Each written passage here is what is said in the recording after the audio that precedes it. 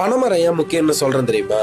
குருத்து சீவி கல் எடுப்போம், சுண்ணாம்பு தடவி பதனி எடுப்போம், பதனியை காய்ச்சி கருப்பட்டி எடுப்போம், கருப்பட்டியை நொறுக்கி நாட்டு சர்க்கரை எடுப்போம், காஞ்ச ஓலையை வச்சு கூரை கட்டுவோம், வேலி கட்டுவோம், பச்சை ஓலையை வச்சு விசிறி மட்டை செய்வோம், பச்சை மொளையை பதப்படுத்தி ஓலைச்சுவடி செய்வோம், பச்சை மட்டையை வச்சு கார்த்தி சுத்துவோம், காஞ்ச கூக்கான வச்சு கார்த்தி கட்டுவோம், காஞ்ச மட்டையை வச்சு விறகரிப்போம், கோடை காலம் வந்தா நொங்கு திம்போம், முத்தனு நொங்க பனம்பழத்துக்கு விட்டுருவோம், விழுந்த பனம்பழத்தை சுட்டு சாப்பிடுவோம், மீந்த பனம்பழத்தை கிழங்குக்கு போடுவோம், தோண்டன கிழங்கு அவிச்சு சாப்பிடுவோம், அடுக்கண கிழங்குல கொட்டையை உடைச்சு சாப்பிடுவோம், நீந்த கிழங்கு அடுத்த தலைமுறைக்கு ஒரு பனங்கண்ண நட்டுட்டு போயிட்டே இருப்போம், விழுந்த மரத்தை தலவாளத்துல பொலந்து கட்டுவோம், எழுந்த மரத்தை விளக்கேத்தி கும்பிடுவோம், வளர்ந்த மரத்தை தாய் தெய்வமா வணங்குற கூட்டம்டா நாங்க. படகு கூட பனைமரத்திலேயே செஞ்சவங்கடா நாங்க. சேர மன்னர் குடிச்சின்னமா பனைமரம் தான் இருந்திருக்கு. பனம்பூவை பல மன்னர்கள் தன்னுடைய கழுத்துல மாலையா போட்டு வந்திருக்காங்க. இதெல்லாம் தாண்டி கடும் வறட்சியை தாங்கி தானும் வாழ்ந்து தன் மக்களையும் வாழ வைக்கிற தமிழருடைய தலைமரம். அது மட்டும் இல்லாம பல கோயில்களுக்கு இன்னமும் பனைமரம் தான் தலைமரமா இருக்கு. இவ்வளவு தாண்டி பனையபுரம், பனஞ்சேரி, பனந்தோப்பு இது போல ஊர் பேரையும் பனையோட சேர்த்து வச்சிருக்காங்கன்னா